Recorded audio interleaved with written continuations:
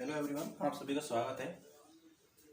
तो हम पढ़ रहे थे क्लास 10th में केमिस्ट्री का जो सेकंड पार्ट चैप्टर है अम्ल क्षार और लवण के बारे में देख रहे थे। उसमें हमने अम्ल क्षार और लवण के बारे में अध्ययन किया था। देन उसके बाद में हमने इसमें पीएच स्केल के बारे में भी जाना। पीएच स्केल क्या होता है, तो पीएच स्केल वो ये क्या होता है, ये अम्ल और क्षारक और उदासीन जो मापने की क्या होता है, ये स्केल होता है जिससे हम आसानी से पीएच वैल्यू के आधार पर हम उनका पता लगा सकते हैं कि ये अम्लीय है या क्षारीय है। देन उसके बाद में हमने उससे पहले उसके बाद हमने अम्ल के बारे में देखा। तो अम्ल में भी हमने देखा था कि अम्ल के प्रकार, तो अम्ल में भी दुर्बल और प्रबल अम्ल होते थे। तो प्रबल अम्ल के बारे में हमने देखा कि प्रबल अम्ल क्या होते हैं। तो प्रबल अम्ल क्या होते हैं, जो आसानी से जल में क्या हो जाते हैं, टूट जाते हैं, आसानी से H+ आयन दे देते हैं। देन इसके बाद में हमने दुर्बल अम्ल के बारे में देखा। तो हमने इसके उदाहरण भी देखे थे प्रबल अम्ल में, जैसे HCl। तो ये आसानी से H+ और Cl- में ये आसानी से जलीय विलयन में टूट जाते हैं। देन इसके बाद में हमने इसमें उदाहरण के माध्यम से सल्फ्यूरिक अम्ल जैसे H2SO4, इसमें भी क्या टूट जाता है, H+ और HSO4- में ये टूट जाता है। देन इसी प्रकार इसमें और भी उदाहरण देखे थे। इसके बाद में हमने इसमें हमने देखा था कि दुर्बल अम्ल क्या होते हैं। तो दुर्बल अम्ल क्या होते हैं, आसानी से नहीं टूटते हैं। तो जिसमें देखते हैं एसिटिक एसिड, इसमें क्या होता है, एसिटिक एसिड पूरी तरह से H+ आयन में ये मतलब आंशिक रूप से ये टूटता है। इसी प्रकार हमने क्षार में देखा था। अम्ल में भी हमने अम्ल के प्रकार के बारे में देखा था। तो उस समय इसके बारे में इसके बाद में हमने अम्ल के बाद में क्षार में देखा था। क्षार और अम्ल में हमने समानता देखी थी। तो समानता क्या होती है अम्ल और क्षार में, तो अम्ल और क्षार में तो सभी अम्ल होते हैं वो तो क्या होते हैं, H+ आयन देते हैं, जबकि जो सभी क्षार होते हैं वो OH- आयन देते हैं। तो ये हमने उनमें सिमिलरिटी देखी थी। देन इसके बाद में हमने उनमें प्रबलता देखी थी। तो उनमें प्रबलता किसके आधार पर देखी जाती है, तो अम्ल और जो क्षारीय गुण होते हैं उनके आधार पर ही उसमें प्रबलता देखी जाती है। तो जैसे अम्ल में H+ आयन न रहकर क्या हो जाता है, वो H3O हाइड्रोनियम आयन के रूप में रहता है, जबकि जो OH- आयन होता है इसमें ये होता है। देन इसके बाद में हमने इनमें जो इनकी जो रासायनिक प्रॉपर्टी, जो रासायनिक गुणधर्म के बारे में देख रहे हैं। तो रासायनिक गुणधर्म में हमने उनकी अभिक्रिया करवाई थी।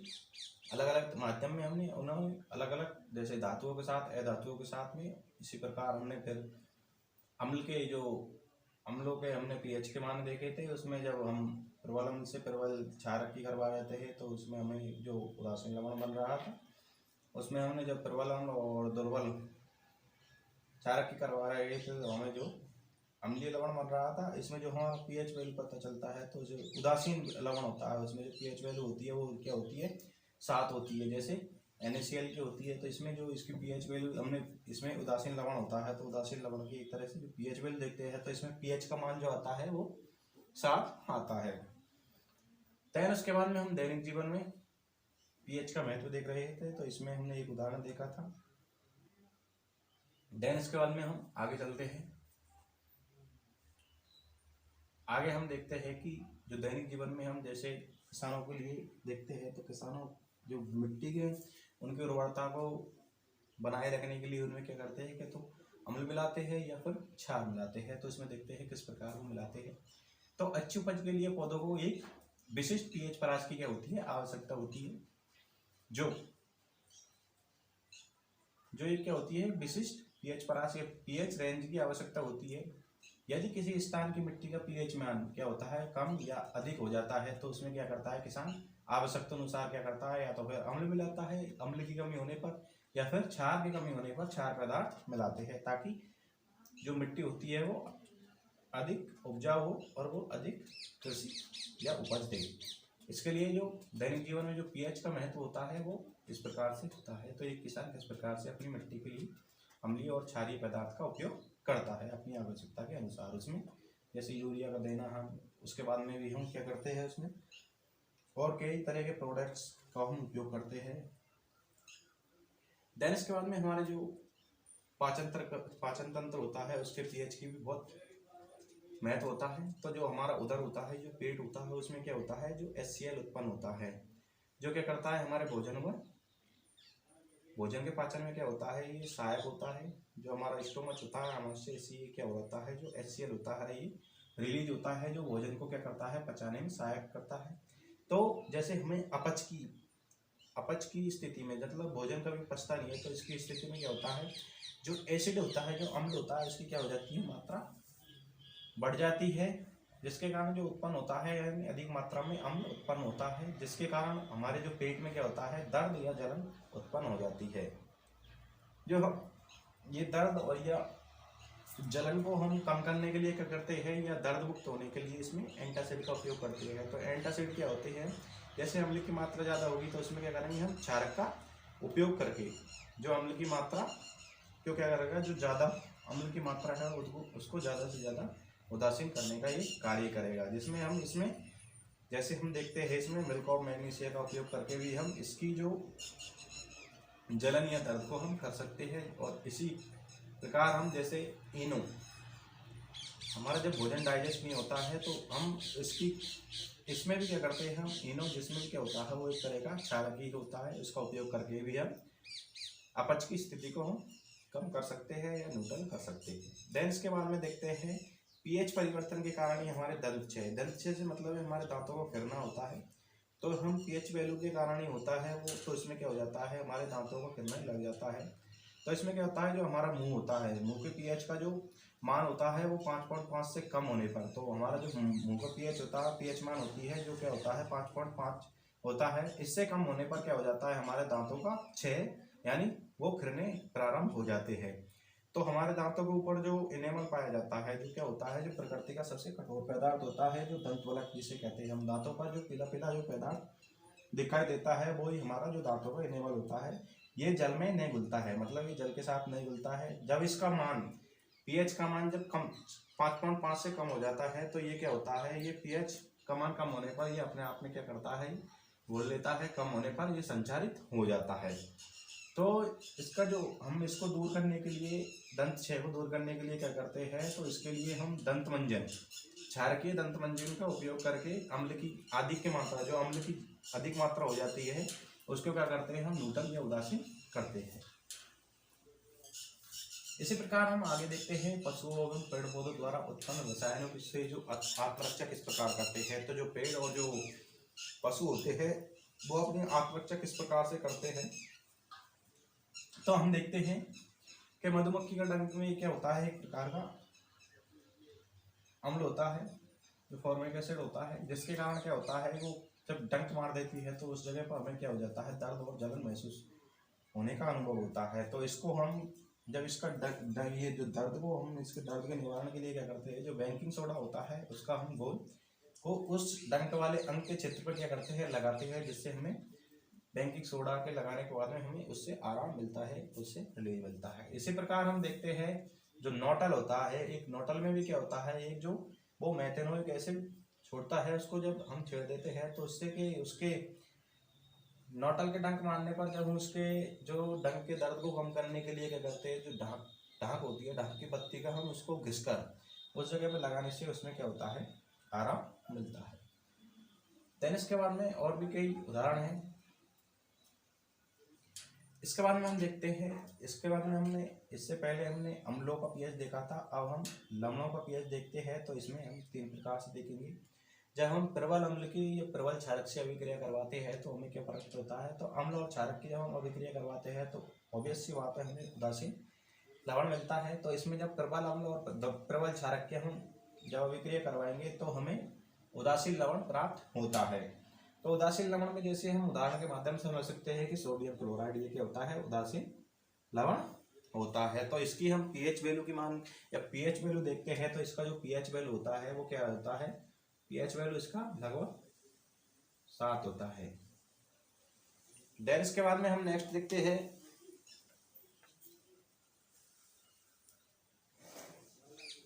इसी प्रकार हम नेक्स्ट देखते हैं कि जब प्रबल अम्ल और जब दुर्बल क्षारक की अभिक्रिया करवाते हैं तो हमें क्या प्राप्त होगा, अम्लीय लवण प्राप्त होगा। इसमें सोडियम क्लोराइड इसका क्या है, उदाहरण है। तो अम्लीय लवण के लिए हमें क्या होगा, जो इसका पीएच वैल्यू होती है वो क्या होती है, 7 से कम होती है।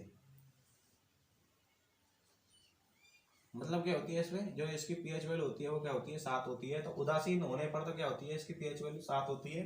जबकि अम्लीय लवण होने पर इसकी जो पीएच वैल्यू का मान होगा वो 7 से कम होगा। देन इसी प्रकार हम जब प्रबल क्षारक और दुर्बल अम्ल की जब अभिक्रिया करवाते हैं तो इसमें जो हमें प्राप्त होगा वो क्षारकीय लवण प्राप्त होगा। इसमें जैसे एसिटामाइड जैसे बोल सकते हैं सोडियम एसीटेट, ये सोडियम एसीटेट होता है, इसका जो क्षारकीय लवण होता है। तो हम इसकी पीएच वैल्यू की मान कर पीएच वैल्यू देखते हैं तो इसका जो पीएच वैल्यू होता है वो क्या होता है, 7 से अधिक होता है, 7 से अधिक होता है। तो हमने देखा इसमें तो हमारे जो उदासीन लवण है इसका पीएच वैल्यू कितना होगा, 7 होगा। जबकि जो अम्लीय लवण है, अम्लीय लवण जैसे sodium ammonium chloride, ammonium chloride, तो इसकी जो पीएच वैल्यू होगा वो क्या होगा, 7 से कम होगा। जब हम क्षारकीय लवण के बारे में बात करते हैं तो जब प्रबल क्षारक और दुर्बल अम्ल की हम अभिक्रिया करवाते हैं तो इसमें क्षारकीय लवण हमें प्राप्त होगा। तो इसमें हम जब क्षारकीय लवण प्राप्त होगा तो इसमें जैसे सोडियम एसीटेट, तो इसके हम जिसके हम पीएच वैल्यू की मान की बात करते हैं तो इसका पीएच वैल्यू कितना होता है, 7 से अधिक होता है। यहां तक आपको समझ में आ गया होगा। देन इसके बाद में हम आगे चलते हैं, इसमें देखते हैं हम साधारण नमक के रसायन। तो हमारा जो साधारण नमक होता है इसके रसायन के बारे में देखते हैं। तो इसमें देखते हैं सबसे पहले हम सोडियम हाइड्रोक्साइड। सोडियम हाइड्रोक्साइड में क्या होता है, एक एक के बारे में हम। सोडियम हाइड्रोक्साइड में क्या होता है, जब हम सोडियम क्लोराइड के जलीय विलयन का जब हम जल के साथ में विक्रिया करवाते हैं तो हमें क्या प्राप्त होता है, सोडियम हाइड्रोक्साइड प्राप्त होता है। प्लस में क्या होती है, क्लोरीन गैस, प्लस में हमें हाइड्रोजन गैस प्राप्त होती है। तो हम जब सोडियम क्लोराइड के जलीय विलयन में जब हम लवण जल से विद्युत प्रवाहित करने पर ये क्या होता है, वियोजित हो जाता है। वियोजित होकर क्या हो जाता है, सोडियम हाइड्रोक्साइड उत्पन्न करता है। सोडियम हाइड्रोक्साइड उत्पन्न करता है तो इस प्रक्रिया को हम क्या कहते हैं, क्लोरोक्षार अभिक्रिया कहते हैं, जब क्लोरोक्षार प्रक्रिया कहते हैं। इसमें क्या होता है, हम सोडियम क्लोराइड की जब हम जलीय जो लवण जल है उसके साथ में अभिक्रिया करवाते हैं तो हमें सोडियम हाइड्रोक्साइड प्लस में क्लोरीन गैस प्लस में हमें हाइड्रोजन गैस प्राप्त होती है। तो हमें जो एनोड पर प्राप्त होगी वो कौन सी होगी, क्लोरीन गैस होगी प्राप्त, और जबकि जो कैथोड पर प्राप्त होगी वो कौन सी होगी, हमें हाइड्रोजन गैस प्राप्त होगी। तो हमें कैथोड के पास में क्या होता है, तो कैथोड के पास में बनता है हमारा जो लवण बनता है वो क्या होता है, वो सोडियम हाइड्रोक्साइड विलयन बनता है। तो इसके उपयोग देखते हैं तो हमारी जो हाइड्रोजन गैस होती है इसका उपयोग होता है वो ईंधन मार्ग में इसका उपयोग करते हैं। इसी प्रकार हम जब क्लोरीन गैस के ऊपर इसके बाद देखते हैं तो क्लोरीन गैस के जो उपयोग होते हैं वो क्या करते हैं, जो जल की स्वच्छता होती है, तो जल में जब कीड़ा पड़ जाते हैं तो उसकी स्वच्छता के लिए हम उसमें क्लोरीन, देन पीवीसी में इसका उपयोग किया जाता है, और सीएफसी क्लोरोफ्लोरोकार्बन में भी क्लोरीन गैस का उपयोग किया जाता है।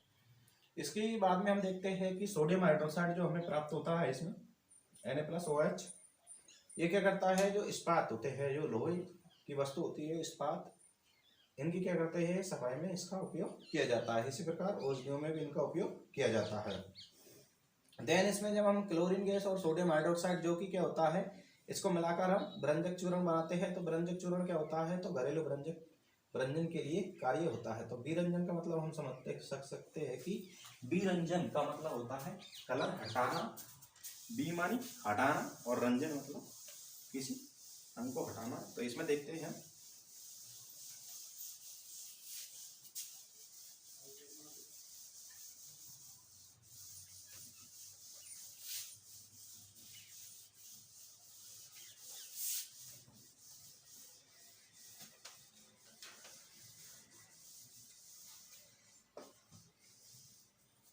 इसमें होता क्या है,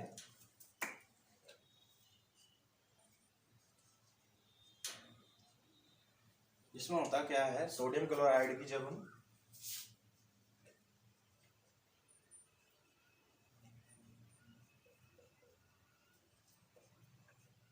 हम अभिक्रिया करवाते हैं तो इसमें क्या प्राप्त होता है हमें, एक तो हमें सोडियम हाइड्रोक्साइड प्राप्त होगा, प्लस में हमें क्लोरीन गैस प्राप्त होगी, प्लस में हाइड्रोजन गैस प्राप्त होगी। तो हमें क्लोरीन गैस प्लस में हाइड्रोजन गैस दोनों प्राप्त हो रही है। तो इसमें जब हम एक अभिक्रिया करवाते हैं तो हमें जो प्राप्त होगी, तो एनोड पर ये प्राप्त होगी क्लोरीन गैस, जबकि जो कैथोड है कैथोड पर हमें हाइड्रोजन गैस प्राप्त होगी। तो हम इसके उपयोग के बारे में देखते हैं। तो इनका उपयोग होता है वो क्या होता है, तो और जो कैथोड के पास में हमें क्या प्राप्त होता है, जो है सोडियम हाइड्रोक्साइड का जो विलयन बनता है सॉल्यूशन, वो क्या प्राप्त होता है, ये कैथोड के पास में हमें प्राप्त होता है। तो हमें इसका उपयोग देखा, हाइड्रोजन का उपयोग तो हम ईंधन के रूप में करते हैं, और जो क्लोरीन गैस होती है वो जल की स्वच्छता पीवीसी में इसका उपयोग किया जाता है। इन पॉलीवाइलिन जो क्लोराइड होते हैं और जल की स्वच्छता में भी इसका उपयोग किया जाता है। और देन CFC जो क्लोरोफ्लोरोकार्बन होती है उसका उपयोग हम किया जाता है। इसके बाद में हम नेक्स्ट देखते हैं अब सोडियम हाइड्रोक्साइड, बाद में भ्रंजक चूर्ण के बारे में देखेंगे। तो भ्रंजक चूर्ण के बारे में देखते हैं।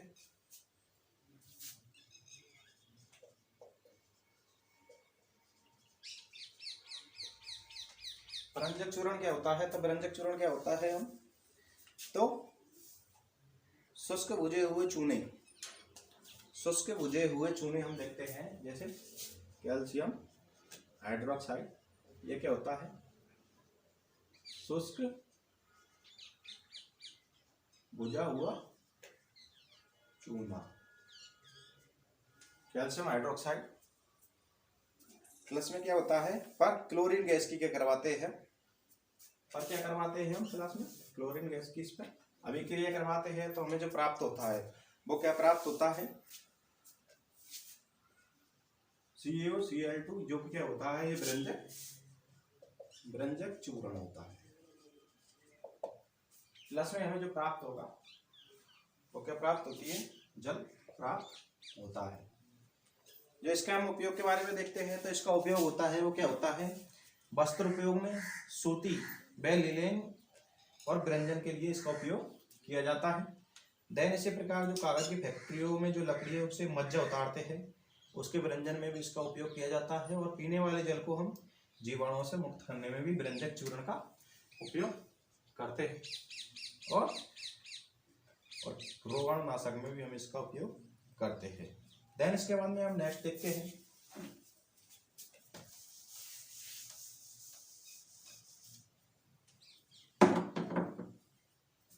देन इसके बाद हम नेक्स्ट देखते हैं, तो नेक्स्ट क्या होगा, baking soda.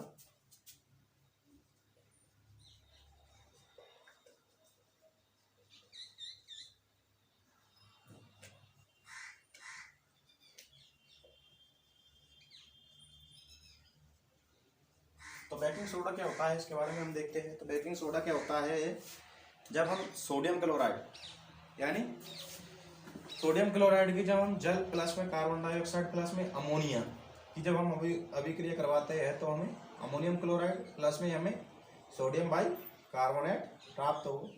Sodium by carbonate को ही हम बेकिंग सोडा कहते हैं। तो जब हम NaCl प्लस में जल प्लस में CO2 प्लस में NH3 की जब हम अभिक्रिया करवाते हैं, तो हमें क्या प्राप्त होता है, sodium chloride ammonium chloride plus sodium by carbonate प्राप्त आया। तो ये क्या होता है, बेकिंग सोडा होता है as a usages of cooking. तो हम इसका उपयोग क्या करते हैं, कुकिंग में भी इसका उपयोग करते हैं। तो जो बेकिंग सोडा होता है ये क्या करता है, जो हमारी रोटी होती है उनको पकाने में, ब्रेड होता है उसको पकाने में इसका उपयोग किया जाता है। तो हम जब सोडियम क्लोराइड प्लस में जल प्लस में हम कार्बन डाइऑक्साइड प्लस में अमोनिया की जब अभिक्रिया करवाते हैं, तो सोडियम क्लोराइड प्लस में हमें सोडियम बाई कार्बोनेट प्राप्त होता है, जो कि क्या होता है, बेकिंग सोडा होता है। तो इसका उपयोग हम, ये एक दुर्बल क्या होता है, संचारक क्षारक होता है, जो खाना पकाते समय या गर्म करने पर क्या होता है, इसमें निम्न अभिक्रियाएं होती है। तो हम इसमें जब खाना पकाते हैं तो इसमें क्या होती है, निम्न अभिक्रिया होती है, जो कि इस प्रकार से होती है। जब हम सोडियम बाई कार्बोनेट की जब अभिक्रिया होती है तो किस प्रकार से होती है, ये जब हम इसकी अभिक्रिया करवाते हैं तो ये किस किस में टूटेगा, ये सोडियम कार्बोनेट प्लस में क्या में किसमें टूटेगा ये जल प्लस में CO2 में ये टूटता है। तो जब हम खाना पकाते हैं तो ये जो हमारी जो रोटियां फूलती है इसमें क्या क्या पाई जाती है कार्बन डाइऑक्साइड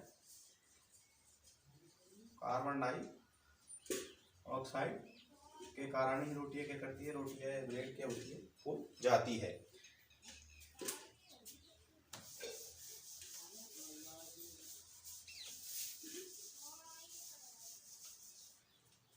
देन इसके बाद में हम आगे देखेंगे इसके उपयोग देखते हैं।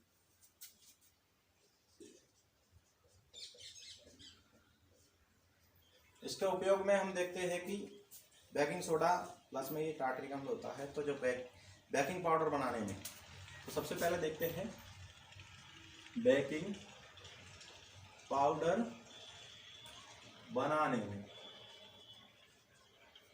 तो बेकिंग पाउडर बनाने में किस किस का उपयोग किया जाता है तो बेकिंग सोडा प्लस में टार्टरेट अम्ल का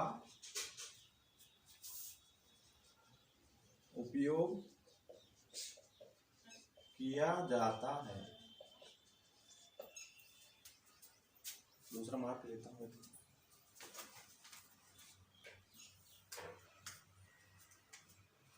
इस विक्रिया में क्या होता है उत्पन्न जो अभी हमने अभिक्रिया देखी थी सोडियम बाइकार्बोनेट की जब हम अभिक्रिया करवाते हैं तो इसमें क्या हो रहा था सोडियम कार्बोनेट प्लस में हमें CO2 प्लस में जल हमें प्राप्त हो रहा था। तो इसमें क्या होता है कार्बन डाइऑक्साइड के कारण क्या हो जाती है वो जो पाव रोटी होती है या रोटी होती है वो क्या हो जाती है फूल जाती है। तो सेकंड उपयोग जो है हमारा इसमें जो क्या है इस अभिक्रिया में क्या होता है उत्पन्न कार्बन डाइऑक्साइड के कारण होती है पाव रोटी या उनके केक या खमीर उठ जाता है। जो केक होती है या पाव रोटी खमीर के कारण केक क्या हो जाता है अपने स्थान से उठ जाता है या फूल जाता है। तो ये इसका जो सेकंड उपयोग है। और जो इसका उपयोग भी हम किस में भी करते हैं इसका उपयोग और मुलायम और स्पंजी हो जाता है। और खमीर उठ जाने के कारण क्या हो जाता है ये मुलायम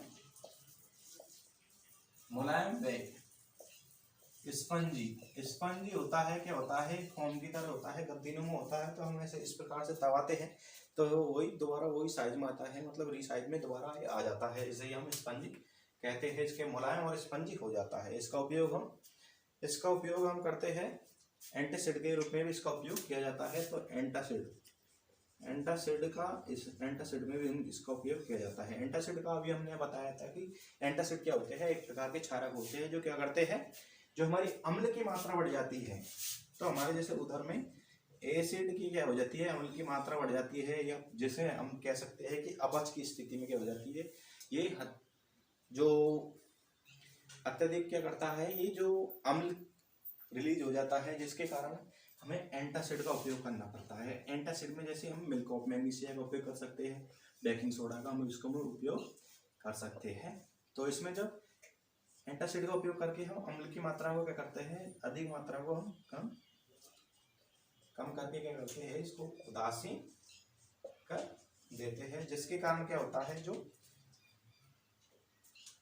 हमारे अम्ल की मात्रा के कारण जो दर्द होता है वो क्या हो जाता है बंद हो जाता है। थोड़ी देर बाद में देन इसके बाद में नेक्स्ट देखते हैं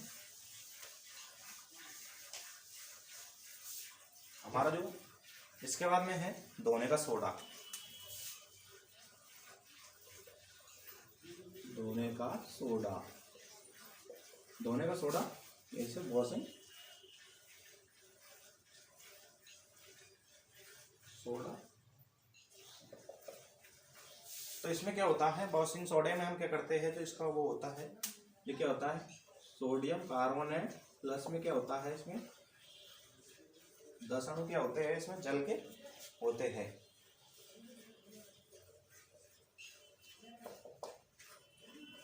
ये क्या होता है, जो धोने का सोडा होता है उसका फॉर्मूला होता है। तो इसके उपयोग, तो इसका हम किस प्रकार से, इसका जो अभिक्रिया होती है किस प्रकार से होती है, जब हम इसकी अभिक्रिया करवाते हैं तो किस प्रकार से करवाते हैं, जब सोडियम कार्बोनेट की जब हम 10 अणु या 10 मोल के लेंगे, जल के लेंगे, तो इसकी जब हम अभिक्रिया करवाते हैं तो हमें जो प्राप्त होगा वो सोडियम कार्बोनेट डॉट 10H2O जो क्या होता है, ये हमें प्राप्त होता है। तो हम इसके उपयोग के बारे में देखते हैं। तो इसका उपयोग कहाँ किया जाता है, इसका उपयोग हम कांच, साबुन एवं क्या करते हैं, उपयोग देखते हैं इसके बारे में। इसके उपयोग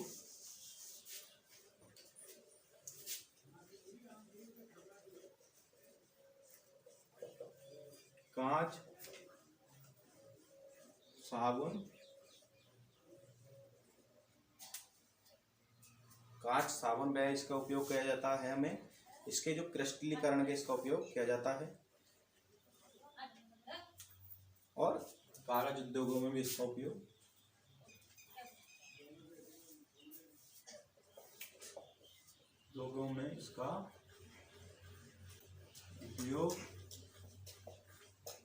किया जाता है।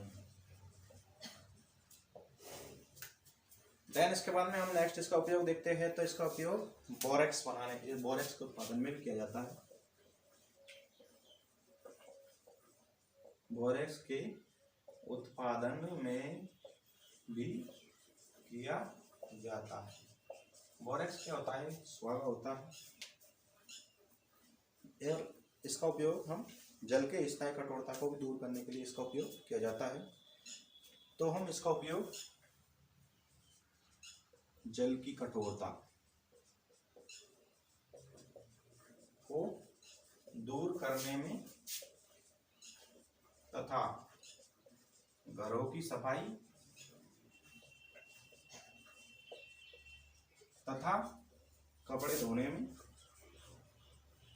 कपड़ों को धोने में उपयोग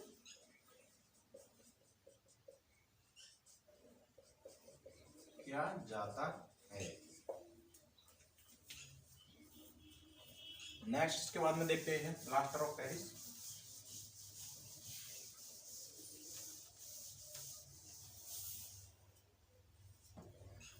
प्लास्टर ऑफ पेरिस देखते हैं।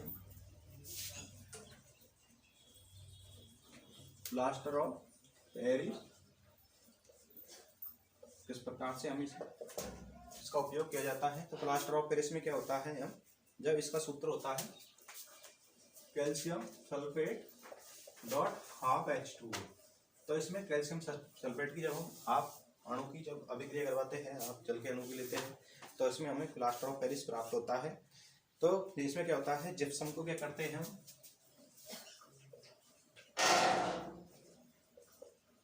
जिप्सम को 373 केल्विन पर क्या करते हैं, गर्म करते हैं।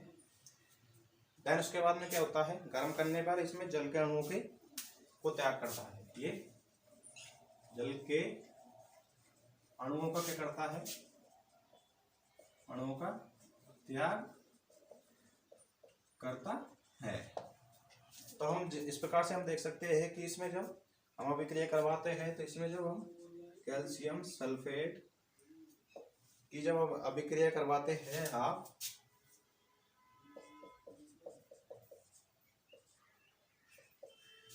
जब अभिक्रिया करवाते हैं हम,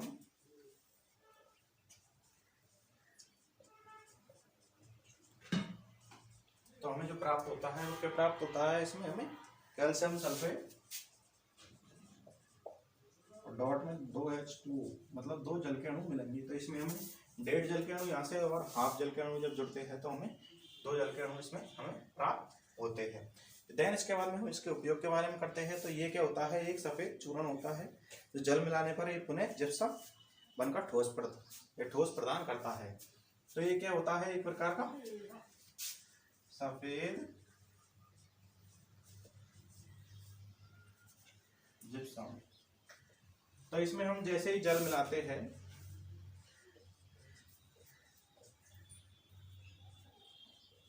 तो हमें ये क्या होता है, ठोस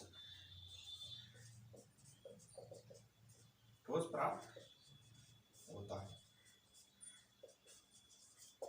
हम इसके उपयोग के बारे में बात करते हैं तो प्लास्टर ऑफ पेरिस का उपयोग क्या करते हैं, जो डॉक्टर द्वारा एक टूटी हुई हड्डियों को स्थायी रूप से सेट करने में इसका उपयोग करते हैं, और डिजाइन और आर्टिफिशियल में भी इसका उपयोग किया जाता है।